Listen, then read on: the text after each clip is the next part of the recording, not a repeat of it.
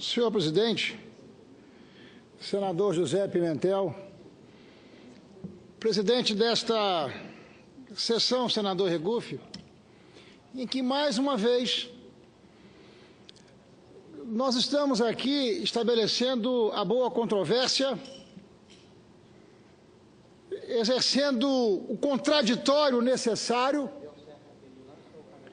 para enfrentamento de um tema que tem tomado as atenções nos últimos meses e nas últimas semanas aqui no Senado, não apenas no plenário do Senado, assim como nas nossas comissões temáticas. Entre hoje e amanhã, todos terão a oportunidade de exercerem a sua convicção. E não importa o nível e a tensão da divergência que cada um expressa na tribuna aqui do Senado. Cada qual tem a sua verdade, cada qual carrega a sua convicção em razão da visão que tem da sociedade que nós precisamos construir, sobretudo estabelecendo a necessária oportunidade compartilhada para um conjunto cada vez maior de brasileiros. Eu fui relator na Comissão de Assuntos Econômicos da Reforma Trabalhista, designação que recebi com muita honra e satisfação do presidente da Comissão de Assuntos Econômicos, o senador Tasso Gereissati, também presidente do meu partido, o PSDB. Também fui designado na Comissão de Assuntos Sociais pela senadora Marta Suplicy e, de igual forma, exerci a relatoria naquela comissão. E participei ativamente dos debates na Comissão de Constituição e Justiça e agora, de forma derradeira, aqui no plenário do Senado da República. Estou certo, absolutamente certo e convencido que o aperfeiçoamento das leis trabalhistas, que são dos anos 40, são uma necessidade inadiável para que nós possamos enfrentar as deformações de um mercado de trabalho que há décadas convive com problemas estruturais que não estão relacionados aos ciclos conjunturais, não.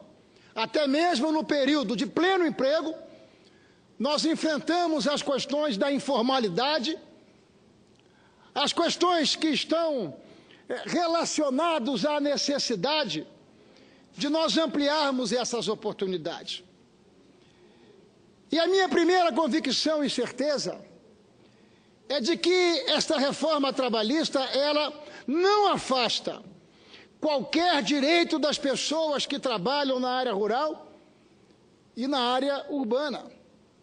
Até porque todos esses direitos fundamentais, eles estão protegidos pela Constituição Federal. E o aperfeiçoamento que estamos fazendo, reclamado há décadas pelo mercado de trabalho em nosso país, nós estamos fazendo por legislação ordinária. E pela hierarquia das leis, a legislação ordinária não afasta qualquer um dos muitos direitos que existem e que continuarão existindo. Eu me refiro, evidentemente, ao artigo 7º da Constituição Federal, em seus 34 incisos. Além de manter, senhor presidente, todos os direitos que estão consagrados, nós precisamos encarar, de fato, a necessidade de nós aperfeiçoarmos a reforma trabalhista em nosso país. E há uma constatação que dialoga com uma realidade perversa em nosso país. A nossa CLT, que é dos anos 40, que teve por inspiração a Carta del Lavoro do ditador italiano Benito Mussolini, num período em que o Estado brasileiro se considerava no direito de intervir nas relações individuais, coletivas e também nas relações de trabalho. Num período da nossa quadra em que o Estado se considerava, deputado Paulo Folleto, que eu saúdo aqui com muita alegria no plenário do Senado, em que o Estado se considerava hipersuficiente, o Estado se achava e considerava as pessoas incapazes de se articularem, de se mobilizarem para lutarem pelos seus interesses. Isso foi verdade lá atrás, não é verdade hoje. Nós somos um país com 140 milhões de brasileiros em idade laboral, idade para trabalhar, e desses, 50 milhões de brasileiros estão protegidos por esses que são direitos básicos e fundamentais, direitos que estão mantidos. Desses 50 milhões de brasileiros, 11 milhões são servidores públicos, 39 milhões são pessoas que trabalham no setor privado. E essas conquistas estão absolutamente mantidas. Mas, para além disso, é preciso que a gente considere que em nossa realidade há ainda uma realidade absolutamente primitiva e perversa. 90 milhões de brasileiros ou estão desempregados ou estão registrados como trabalhadores informais, que não têm direito àquilo que é básico, não têm direito a um salário mínimo, não têm direito a 13º, não têm direito ao mínimo de 30 dias de férias, a fundo de garantia e a tantos outros direitos que continuam protegidos. Mas esses, por natural, não têm sindicato para defendê-los. E este aperfeiçoamento que nós estamos fazendo, ele dialoga com N alternativas e possibilidades de nós incluirmos no mercado de trabalho esses brasileiros que são os verdadeiros precarizados do mercado de trabalho em nosso país. Como admitir de forma silenciosa, como não manifestar a nossa indignação pela necessidade de incluirmos esses brasileiros? Por certo, este aperfeiçoamento não é uma bala de prata, não vai resolver de per si todas as deformações do mercado de trabalho, mas evidentemente nós precisamos constatar que as coisas não vão bem, que as coisas não estão bem, e que nós precisamos fazer no mercado de trabalho em nosso país aquilo que há décadas os países que estão conseguindo construir prosperidade compartilhada para os seus cidadãos, para as pessoas, fizeram. Eu me refiro a conquistas importantes. Fala-se muito aqui que nós estamos, na prática, permitindo que o acordado sobre o legislado possa invadir direitos fundamentais, o que não é verdade, o que não dialoga com a realidade. O projeto trabalha especificamente aquilo que é lícito e aquilo que é ilícito, e continua sendo absolutamente ilícito trabalharmos o acordado para qualquer desses princípios que estão garantidos, enfim, pela Constituição Federal, como se não estivesse no inciso 26 do artigo 7º a prevalência do acordado sobre o legislado. Como desconhecer as decisões do Supremo Tribunal Federal, dando consistência, dando guarida e robustez a essa necessidade. Como se os nossos trabalhadores, a partir dos seus acordos coletivos, não obtivessem a garantia que também é constitucional, que somente o sindicato pode falar, pode representar o trabalhador em acordos coletivos. Portanto, eu estou absolutamente seguro que nós estamos no caminho certo. E quando nós olhamos para a parte do mundo que tem dado certo, em que pese as dificuldades por que passa a civilização humana, por certo, mas os países que avançaram, que evoluíram, São países que fizeram, senhor presidente, senhoras e senhores senadores, há décadas, o que nós estamos fazendo aqui. Manter o nosso país com o olho no retrovisor,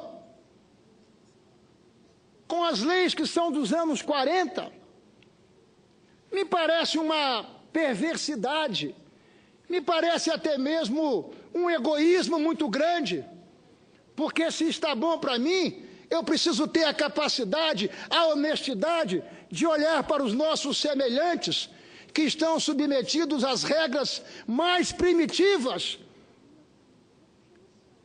Mas, para além da manutenção de todas essas conquistas, nós temos um conjunto de inovações que são de fundamental importância, como o fim da contribuição sindical obrigatória, não apenas para trabalhadores, mas também para empreendedores. E muito se fala aqui de que este aperfeiçoamento, ele dialoga com o interesse dos empregadores. Ora, senhor presidente, quem são os empregadores no Brasil? Para aproximadamente 70% dos empregos que são gerados em nosso país. Quem gera esses empregos? São as empresas com mais de 200 trabalhadores? Não. Para aproximadamente 70% dos empregos gerados em nosso país, quem gera é o micro e o pequeno empresário, que reúne em torno dos seus estabelecimentos até 15 trabalhadores. Portanto, nós estamos fortalecendo a micro e a pequena empresa, que é uma realidade em nosso país na geração. Eu não entendo por que a satanização e a criminalização do microempresário brasileiro, que é o grande gerador de emprego, que reclama há décadas de uma legislação que possa trabalhar o que estamos fazendo aqui, o binômio da flexibilização com a proteção. Mas, para além disso, nós estamos dando, e ninguém fala sobre isso, nós estamos dando às pessoas que querem pedir demissão do seu trabalho para uma nova oportunidade de poderem sacar até 80% do seu fundo de garantia, condição que não está disponível hoje para o trabalhador que pede conta. Nós estamos dando às pessoas que trabalham no setor privado a mesma condição que já dispõe às pessoas que trabalham no setor público, de poderem, de parcelarem as suas férias. Isso já é uma realidade no mercado de trabalho, porém é uma realidade para os trabalhadores do setor público, que podem parcelar suas férias em até 3 vezes, sendo que uma delas não pode ser inferior a 14 dias. Essa condição já é prática na realidade do mercado de trabalho em nosso país. Por que não estender esta realidade para os trabalhadores do setor privado? E por que fazer isso? Para que o homem e a mulher, para que o marido e a esposa possam conciliar as suas férias, para que eles possam tirar férias juntos, para que eles possam reforçar os laços familiares que andam tão desagregados na sociedade brasileira. Vejo falar coisas do tipo: vocês estão aumentando a carga horária de 8 para 12 horas, sem hora extra. Isso não também dialoga com a realidade? Senador. Eu já caminho para o encerramento, senhor presidente, agradecendo naturalmente a condescendência sempre presente de Vossa Excelência. Já há no mercado de trabalho em nosso país a escala 12/36, para segmentos muito específicos. Isso não é uma novidade.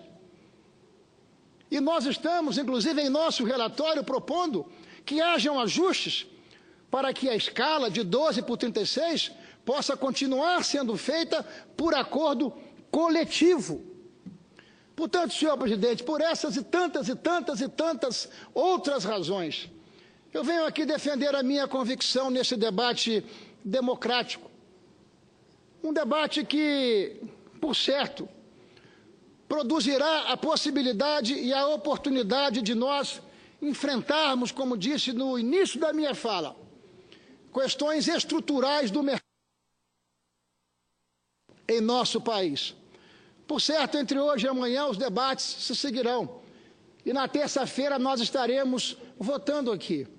E é preciso que nós tenhamos muita humildade, a humildade necessária. Porque se fizermos algum ajuste, algum aperfeiçoamento que na prática não revele ser favorável ao equilíbrio do mercado de trabalho, nós podemos retificar.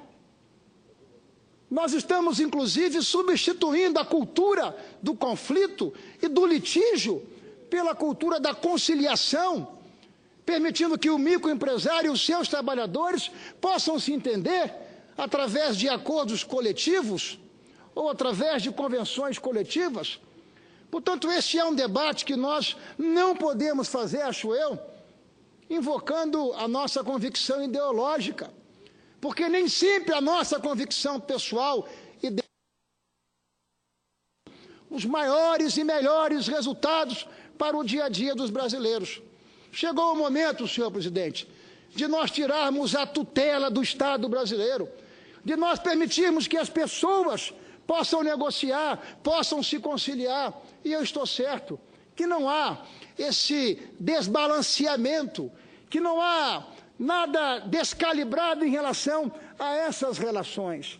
Eu estou certo que este passo que estamos dando é um passo na direção acertada. E por isso mesmo eu manifesto a minha inteira convicção de que nós estamos fazendo aperfeiçoamentos que são reclamados há décadas, não apenas pelos trabalhadores, mas também reclamado há décadas pelos nossos empreendedores, pelas pessoas que geram emprego em nosso país.